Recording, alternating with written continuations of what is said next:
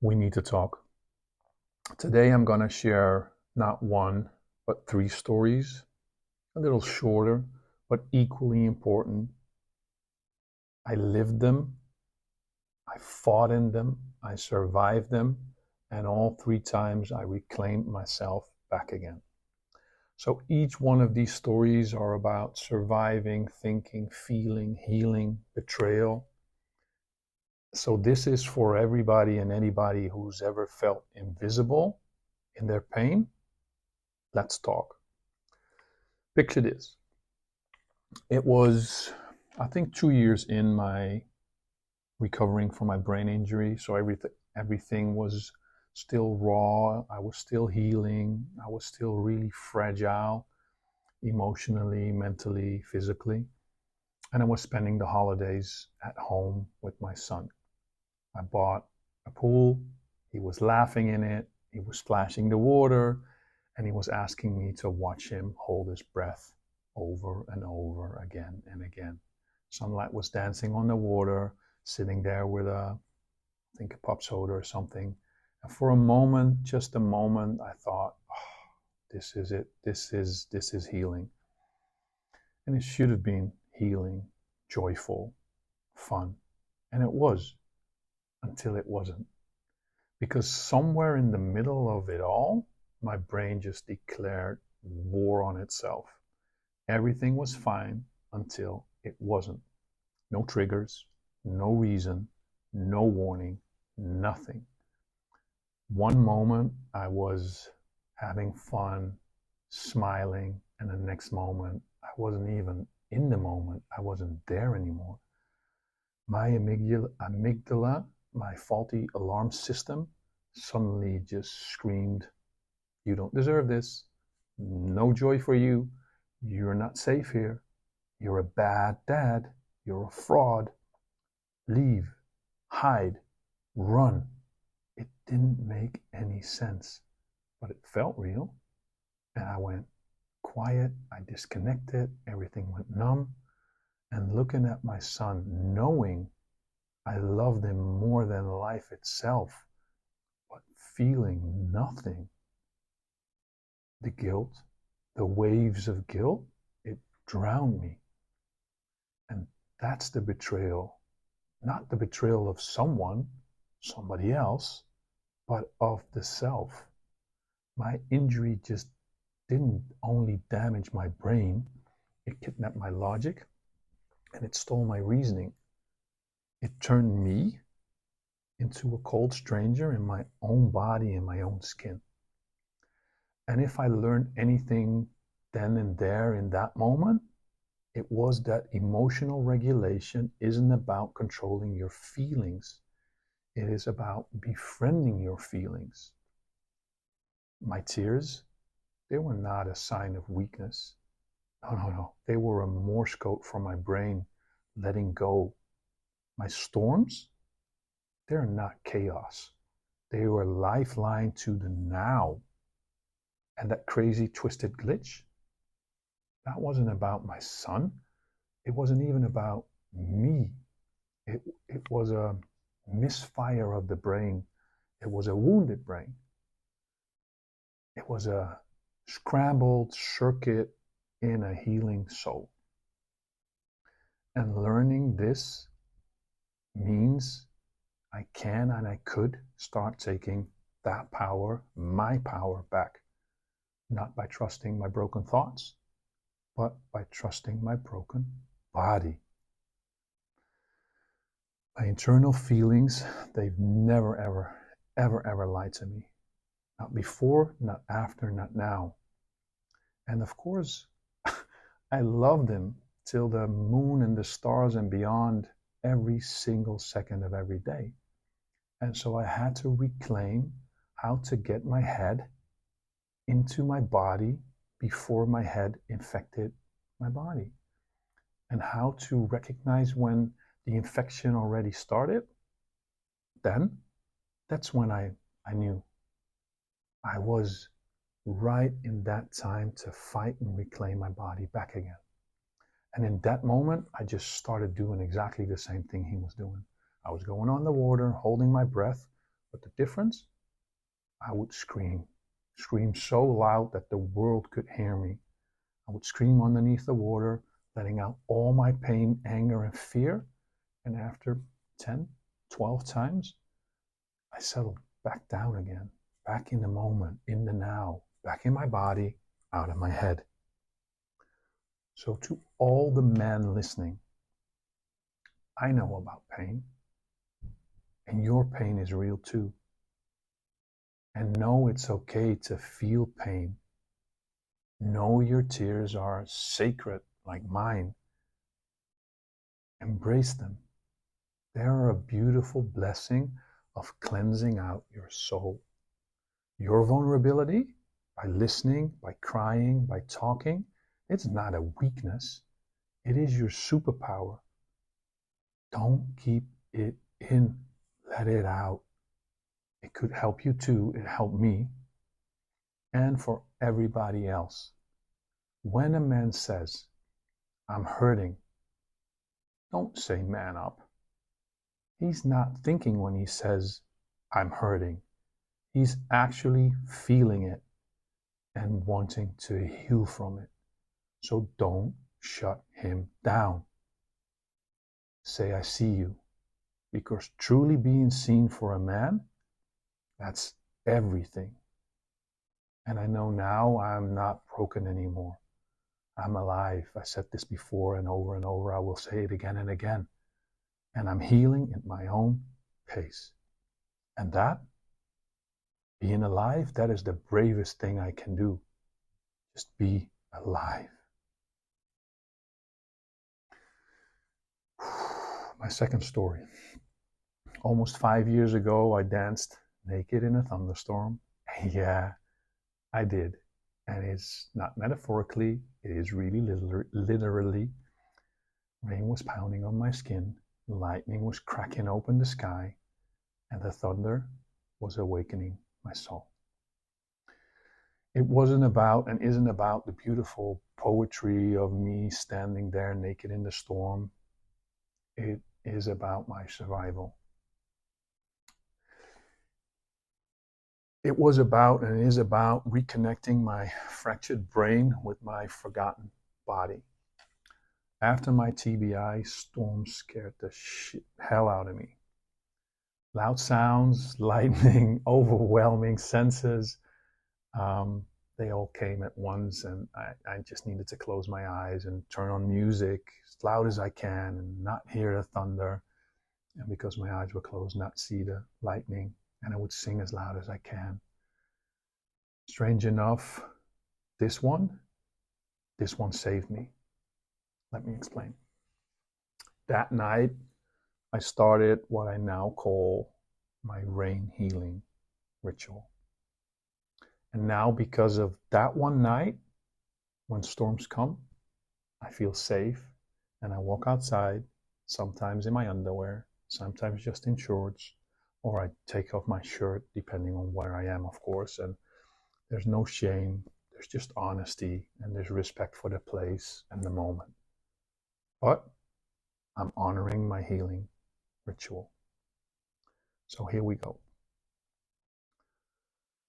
On one of my recovery journeys, which took me to a small lodge on the edge of a jungle, on a small town called San Pancho in Mexico, about a 15-minute walk up the mountain road.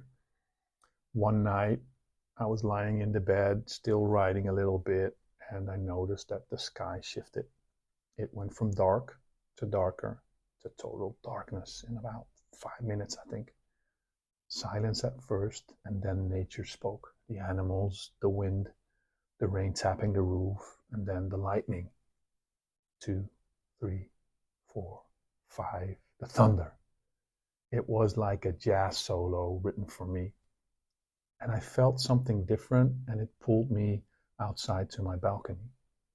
Standing there in the wind and the rain hitting my skin, complete darkness.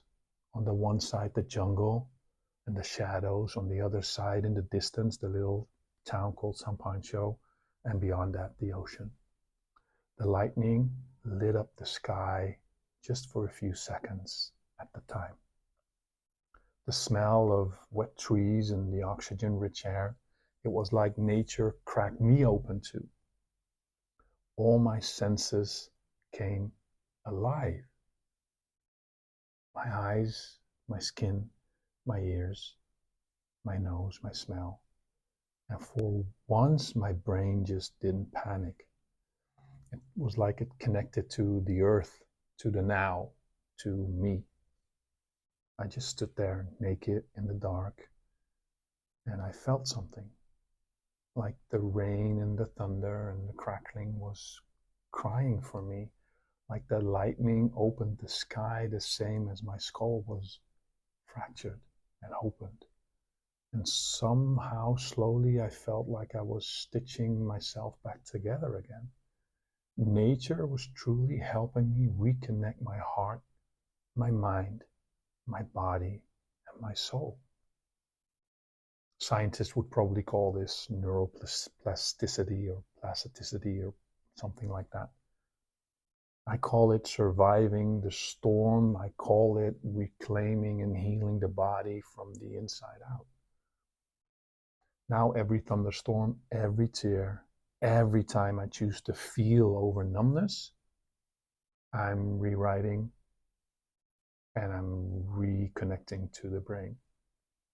Because I now know I'm not fixing anything anymore. I'm rebuilding day by day after day after day.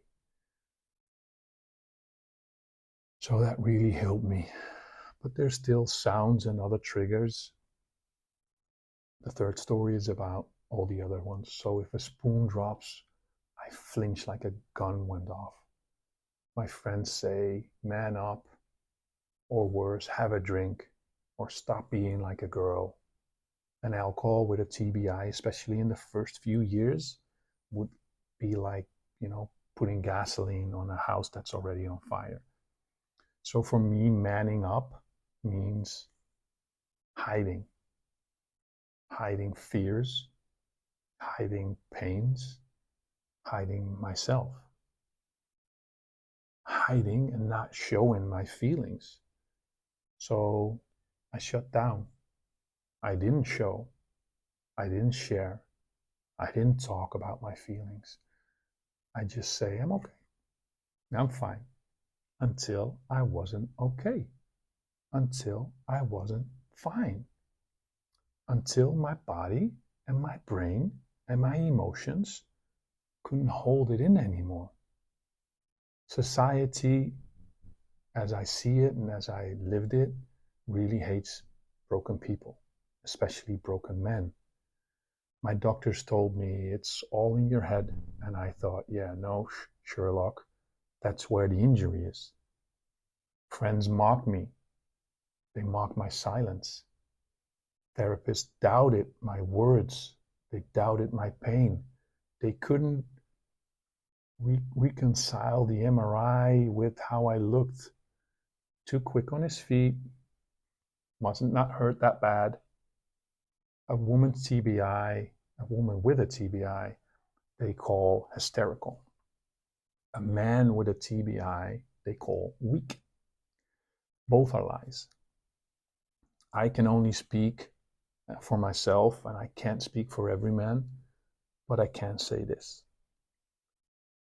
My shame cuts deep. My tears were labeled a failure. Man up became a prison. My silence, that became my survival. So I started cutting ties with a lot of people. The party drinking buddies, they're gone. The guys and the girls, they mock me, they're gone. The ones who didn't see me or didn't want to see me, gone. I only kept the ones who asked, how's your head doing? How's your body doing? And that also meant I had to stop the relationship with my girlfriend a year and a half after my accident. Traumatic brain injury for outsiders? It is like looking at me like I have a ghost injury. I have no scars. I have no cast. I have no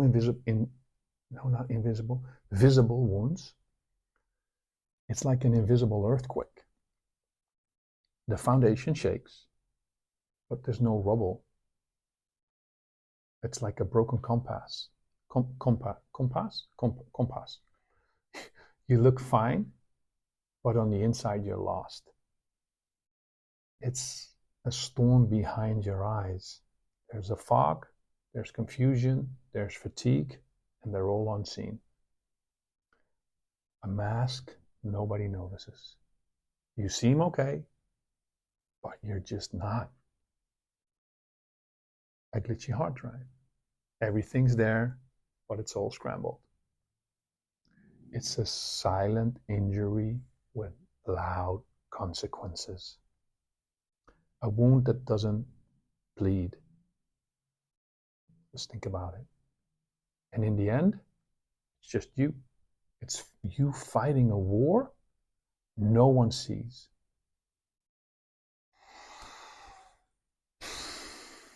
Because of all that, I just, had to avoid crowds more and more, parties more and more, and even just not go into town anymore. Every click, every step, every car, every shout, every laugh, every cough, they were not just noises to me. It was like raging violence in my head, and my brain just couldn't filter anything. No sounds, no smells, no emotions. It's like they were all crashing a party, but all at once. So no one really saw all my cracks, but I felt them. I think one day at a dinner, I broke, I got overstimulated, I got shaken. I questioned everything, what I heard, what I saw, what I felt, and I just had to go. I had to get up. I had to walk away. I had to walk out and remove myself from the dinner. I didn't know where I was. It was terrifying. One person saw and helped. And, I'm forever in your debt. Even though you thought it was something else. Even now, remembering and talking about it, it's a place I still fear going back to. It shakes me up. I feel it in my body and it reacts instantly. So I need to close up now. I need to close up now. Next time you are in a storm, real or emotionally, step into it.